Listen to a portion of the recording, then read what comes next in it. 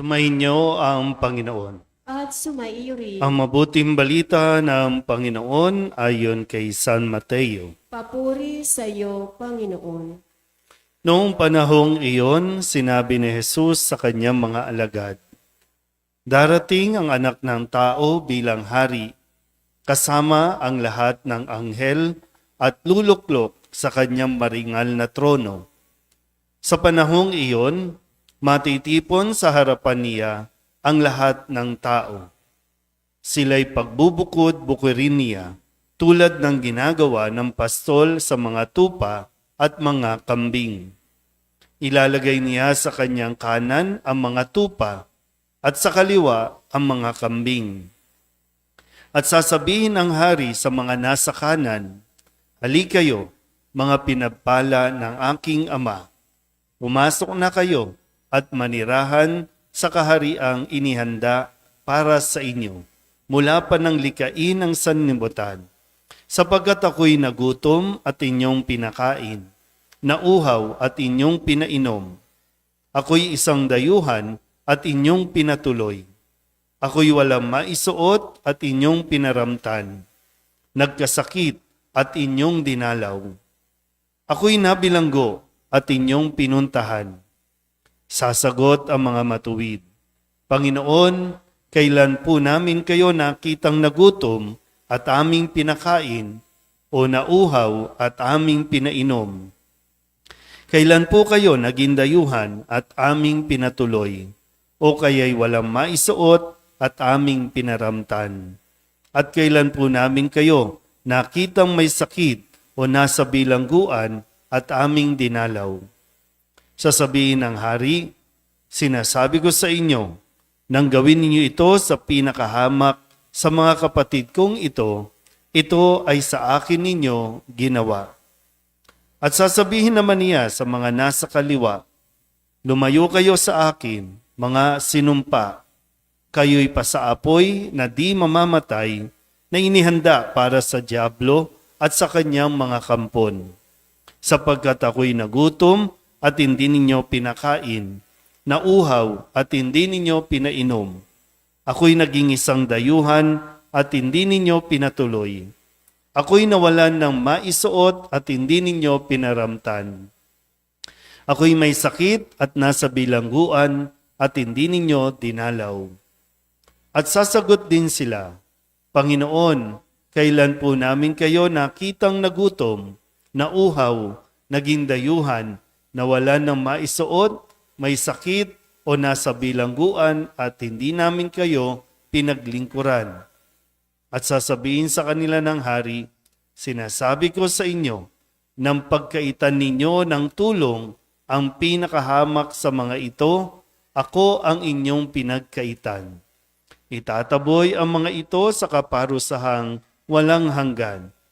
Ngunit ang mga matuwid ay tatanggap ng buhay na walang hanggan." Ang mabuting balita ng Panginoon. Pinupuri ka namin, Panginoong Hesukristo. Isang magandang gabi po sa inyong lahat. Ngayon po ay Lunes sa unang linggo ng 40 araw na paghahanda. Pinaghahanda tayo para sa panahon ng pakikipagtagpo natin sa Diyos. Isang magandang paalala po ito na muli natin mapagnilayan kung ano ba ang ating mga ginagawa at ano ang hindi natin ginagawa. Sa panahon ng Kwaresma, magiging abala tayo, marami tayong gagawin. Pero ito bang ginagawa natin o mga balak nating gawin ay sa talagang magiging kapaki-pakinabang? Ito ba talaga yung nais ng Diyos na ginagawa natin? Kasi baka baliwala ito pagdating ng araw. Kasi sabi po dito sa Ebanghelyo ni San Mateo, ito yung mga huling bahagi na pagdating ng araw, ang anak ng tao ang siyang hahatol sa atin.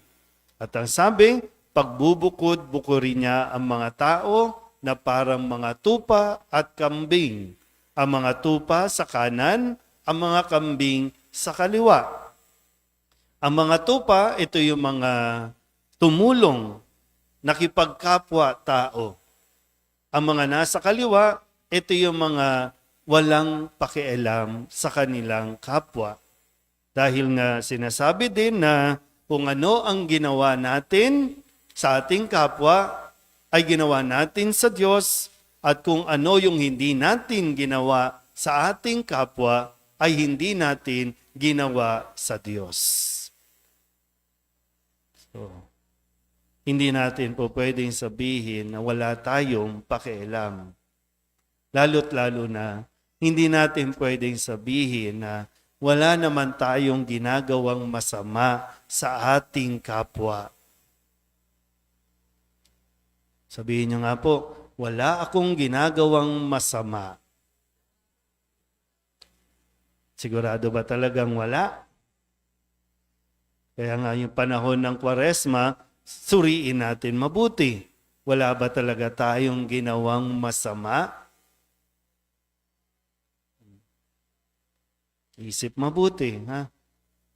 Okay, kung talagang wala, ha? Siyempre, hindi naman natin pwedeng husgahan ang bawat isa. Kasi nga sabi, nasa Diyos ang panghusga. Siya ang hahatol sa atin kung wala ba talaga tayong ginawang masama. Pero okay, pwede natin bigyan ng benefit of the doubt, wala talaga tayong ginawang masama. O, ang next question, may ginawa ba tayong mabuti? Kasi hindi lang basta, wala akong ginawang masama. Eh ang tanong, may ginawa ka bang mabuti? Kasi yan yung dalawang bagay na itatanong sa atin.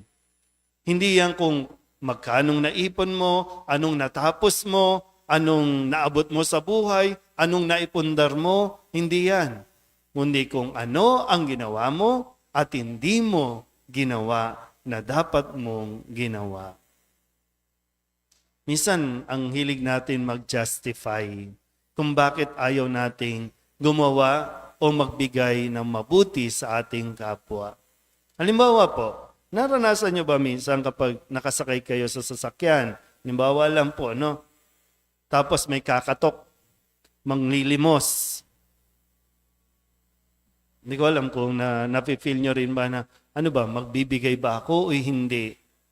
Kasi minsan, kapag may kumakatok doon, lalo na, minsan gagamitin yung bata, di ba? No? Gagamitin yung bata. Kasi pag nakita mo na yung bata, talagang maawa ka. Pero minsan, nasasabi natin na, naku, aabuso ang mga ito. Kaya sila nandiyan dyan kasi may nagbibigay. So kung wala nang bibigay, walang manghihingi sa daan. Hindi ko alam kung tama ba o gina-justify lang natin yung hindi natin pakikialam o hindi natin pagbibigay sa kanila. Kasi makikita mo naman, no? O yung minsan mga bata na, kabataan na, no, na maglilimos doon. Pagkatapos, pag di mo binigyan, makikita mo nando doon, nakaandusay doon, naguhuntahan doon, nagsiselfone doon.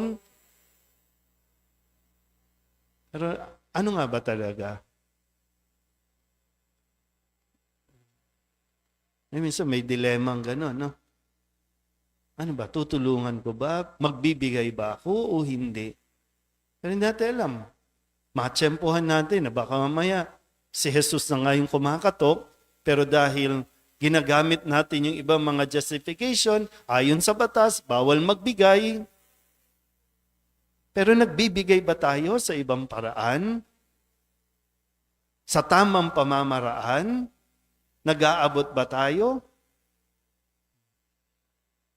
Yan, di ba? Isa sa mga kailangan natin tutukan ngayong 40 araw ay yung kawang gawa. Hindi lang tayo pwedeng dasal ng dasal. Tapos wala tayong kawang gawa. So kahit ma-memorize natin yung 4 na misteryo ng pagro-rosaryo, pero wala tayong ginagawa na pagkilos kasi yun dapat yung nagkakaroon ng bunga.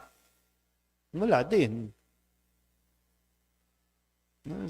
Sa konteksto ng ebanghelyo natin ngayon, may pagdating na araw, kung anong ginawa mo at ano ang hindi mo ginawa. na dapat ginawa mo. Nawa, ang panahon ng Kwaresma ay magbigay sa atin ng mas malalim na pakikipag-ugnayan sa ating kapwa, lalo tigit sa pangangailangan ng iba. Amen?